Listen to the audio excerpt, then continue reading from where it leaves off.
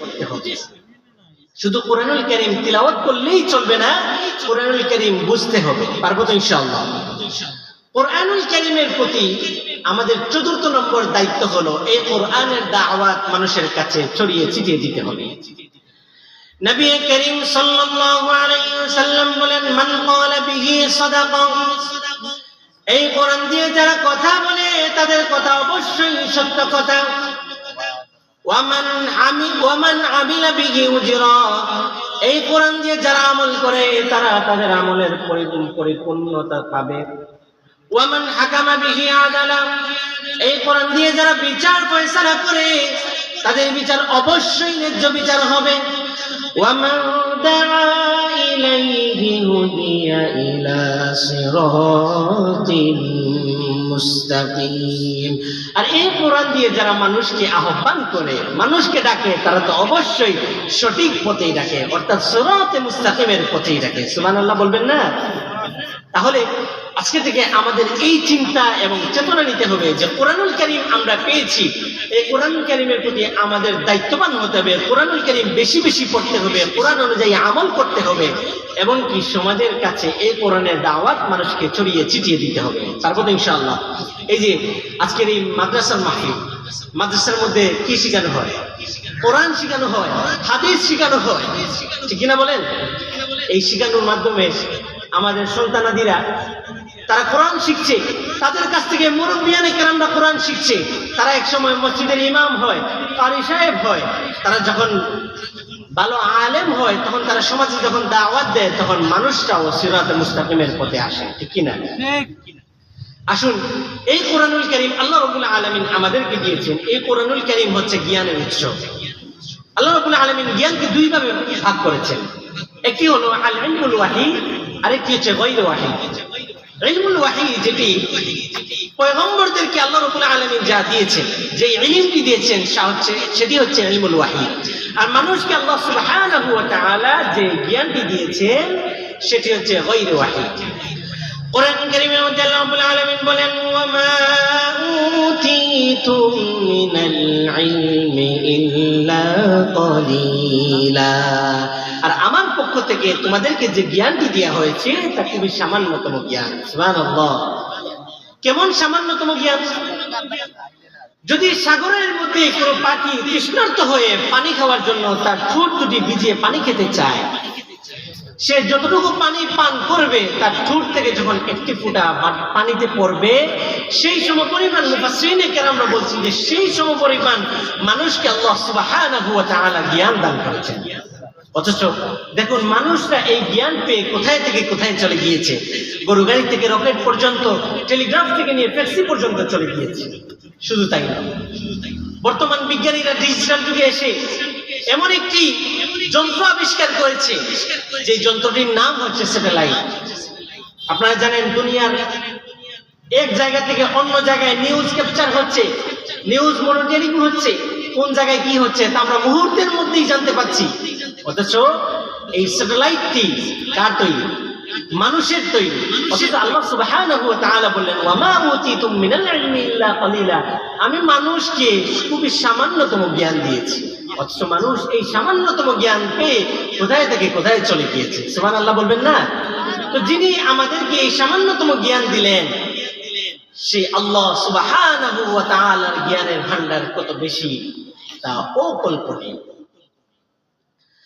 আসুন, আল্লাহ সুবহানাহু ওয়া তাআলার পক্ষ থেকে আমাদের জন্য যায় সেটি হচ্ছে কোরআন।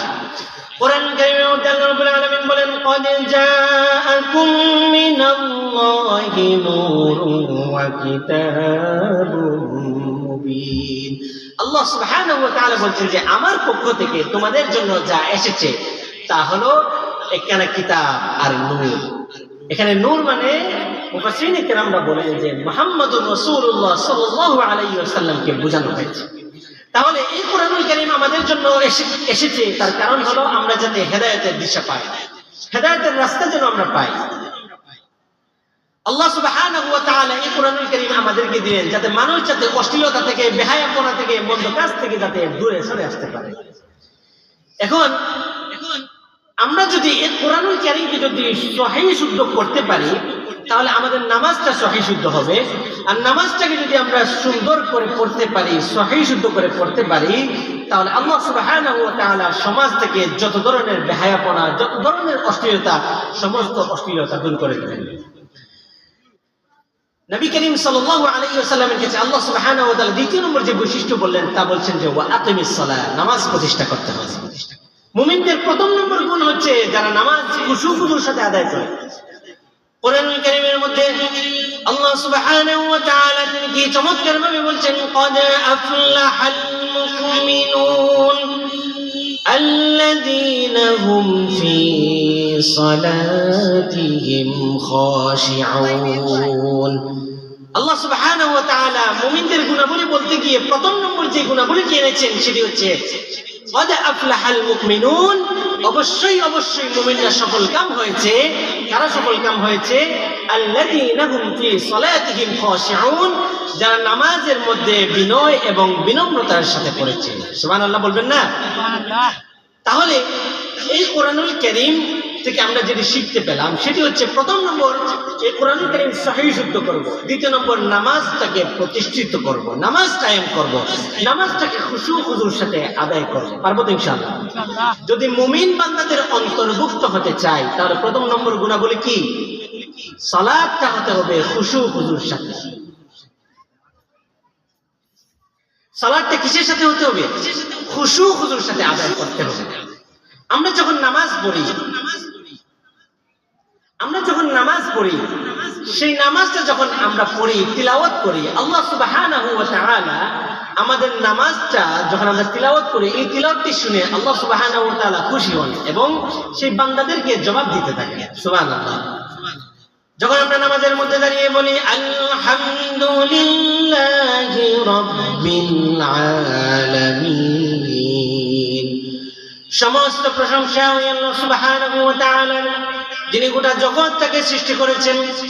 যখন আমরা রব্বুল আলামিনের প্রশংসায় শুকরিয়াটা যখন আমরা স্বীকৃতি দিলাম, তখন আল্লাহ সুবহানাহু ওয়া তাআলা সঙ্গে সঙ্গে জবাব দিয়ে বলেন ওয়ালাহুল হামদু ফিস সামাওয়াতি ওয়াল আরদ। বান্দারে, নামাজের মধ্যে দাঁড়িয়ে শুধু তুমি আমার গুণ কীর্তন গাও নাই, শুধু তুমি আমার শুকরিয়া আদায় করো নাই, এই দুনিয়ার মধ্যে আমি যত ধরনের মাখলুকাত সৃষ্টি করেছি সমস্ত মাখলুকাত আমার প্রশংসায় লিপ্ত আছে। সুবহানাল্লাহ বলবেন না? তাহলে দেখুন, আমরা যখন নামাজের মধ্যে দাঁড়িয়ে আল্লাহ সুবহানাহু ওয়া তাআলার প্রশংসা করলাম, আল্লাহ তাআলা জবাব দিচ্ছেন যে বান্দারে, শুধু তুমি আমার প্রশংসা করো না, এই পৃথিবীর ভিতরে যত ধরনের মাখলুকাত রয়েছে সমস্ত মাখলুকাত আমার শুকরিয়াতে লিপ্ত আছে। সুবহানাল্লাহ। তারপরে যখন আমরা বললাম রব্বিল আলামিন, তুমি তো মালিক, তুমি তো রব বলে যখন আমরা স্বীকৃতি দিলাম, তখন আল্লাহ সুবহানাহু ওয়া তাআলা তিনি এই কথার সঙ্গে সঙ্গে জবাব দেন ইন্নাল্লাযীনা ক্বালু রাব্বুনাল্লাহু সুম্মা ইসতাকামু ফালা খাউফুন আলাইহিম ওয়ালা হুম ইয়াহজানুন। আল্লাহ তাআলা বলছেন ইন্নাল্লাযীনা ক্বালু রাব্বুনাল্লাহ, নিশ্চয়ই যারা বলে আল্লাহ আমার রব, যারা বলে আল্লাহ আমার রব, সুম্মা ইসতাকামু, তাদের চিন্তার কোনো কারণ নাই, তাদের ভয়ের কোনো কারণ নাই, ফালা খাউফুন আলাইহিম ওয়ালা হুম ইয়াহজানুন, তাদের ভয়ের কোনো কারণ নাই, তাদের চিন্তার কোনো কারণ নাই, তাদের জন্য আছেন একজন। আওয়াজ দিয়ে বলেন তিনি কে? এইভাবে যখন আমরা নামাজের মধ্যে দাঁড়িয়ে একের পর এক তিলাওয়াত করি, আল্লাহ সুবহানাহু ওয়া তাআলা তিনি এই কথাগুলোর জবাব দিতে থাকেন। এরপরে যখন আমরা বলি আর রহমানির রহিম, তুমি তো রহমান, তুমি তো দয়ালু, আল্লাহ সুবহানাহু ওয়া তাআলা এই রহমান যখন স্বীকৃতি দিলাম, তখন আল্লাহ তাআলা আমাদেরকে তিনি জবাব দেন, বলেন যে ওয়াসিআত রাহমাতি কুল্লা শাই, আমার রহমত দিয়ে গোটা জগৎটাই পরিব্যাপ্তি হয়ে আছে। সুবহানাল্লাহ বলবেন না?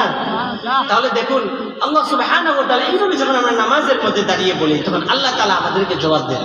যখন আমরা এরপরে বলি মালিক ইয়াউমিদ্দিন, তুমি তো বিচার দিবসের মালিক, আল্লাহ তাআলা বলেন ও আমার বান্দা, বিচার দিবসের মালিক বলে আমাকে স্বীকৃতি দিলা, কিন্তু বিচার দিবস কেমন কঠিন হবে তা কি তুমি জানো?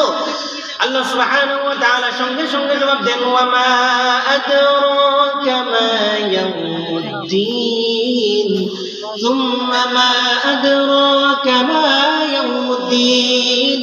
বান্দারে বিচার দিবস কেমন কঠিন হবে, কেমন কঠিন হবে, কিভাবে তোমাকে আমি বুঝাবো। এরপরে আল্লাহ সুবহানাহু ওয়া তাআলা আবার বলছেন সুম্মা মা আদরাকা মা ইয়াউমুদ্দিন। আবারও আমি বলতেছি বিচার দিবস কেমন কঠিন হবে তা বোঝানোর ভাষা নেই। ইয়াউমা লা তামলিকু নাফসুন লিনাফসিন শাইআ ওয়াল আমরু ইয়াউমাইযিন লিল্লাহ। আল্লাহ তাআলা বলছেন সেই দিন কেমন কঠিন হবে, যেদিন আল্লাহ সুবহানাহু ওয়া তাআলার অর্ডার ছাড়া, আল্লাহ সুবহানাহু ওয়া তাআলার আদেশ ছাড়া কেউ কথা বলতে পারবে না। আল্লাহু আকবার। তাহলে যে আয়াতটি বললাম সেই আয়াতটি ছিল যে উতলু মা উহিয়া ইলাইকা মিনাল কিতাব, যেখানে আল্লাহ সুবহানাহু ওয়া তাআলা বলছেন যে আমি নবী করিম সাল্লাল্লাহু আলাইহি ওয়াসাল্লামের কাছে এই কিতাবটি দিলাম, আপনি তিলাওয়াত করুন, আয়াত তাজওয়ীদা আপনি সহিহ শুদ্ধ করুন, এরপর আপনি নামাজ প্রতিষ্ঠা করুন। কেননা নামাজের পূর্ব শর্ত হচ্ছে, নামাজ খুশু-খুশুর সাথে আদায় করলে নামাজ কবুল হওয়ার পূর্ব শর্ত হচ্ছে তিলাওয়াত সহিহ শুদ্ধ হতে হবে। আর তিলাওয়াত যদি সহিহ শুদ্ধ আমরা করে নামাজ যদি খুশু-খুশুর সাথে আদায় করতে পারি, তাহলে এই সমাজে অশ্লীলতা, বেহায়াপনা, মন্দ কাজ এগুলো কি থাকবে? থাকবে না। আল্লাহ সুবহানাহু ওয়া তাআলা যাতে এই আয়াতের উপর কথাগুলো শুনে আমল করার তৌফিক দান করুন। আমরা সকলে বলি আমিন।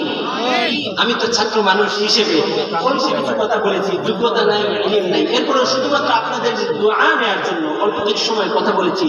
যদি কথার মধ্যে কোনো ভুল বেয়াদবি হয়ে থাকেন, এখানে মুহতামিম সাহেব হুজুর আছেন, তিনি আমার উস্তাদ সমতুল্য, যদি কোনো ভুল বেয়াদবি হয়ে থাকেন দেখবেন ইনশাআল্লাহ। আল্লাহ সুবহানাহু ওয়া তাআলা যদি আরো আনার তৌফিক দেন, আপনাদের সাথে আরো দেখা হবে, কথা হবে। এই মাদ্রাসার সুস্বাস্থ্য কামনা করে, আপনাদের সুস্বাস্থ্য কামনা করে, মাদ্রাসার কবুলিয়ত কামনা করে সকলের কাছ থেকে এখান থেকে বিদায় নিচ্ছি। আল্লাহ সুবহানাহু ওয়া তাআলা ভালো রাখুন, আমাদেরকে সকলকে কবুল করুন। আমরা সকলে বলি আমিন। ওয়া আখিরু দাওয়ানা আলহামদুলিল্লাহি রাব্বিল আলামিন। আসসালামু আলাইকুম ওয়া রাহমাতুল্লাহি ওয়া বারাকাতুহু। সম্মানিত মুসল্লিয়ান কেরাম, আমরা অনেকক্ষণ ঠান্ডার মধ্যে বয়ান, সুন্দর বয়ান। আমি আপনারা সামনে কিছু কয়েকটা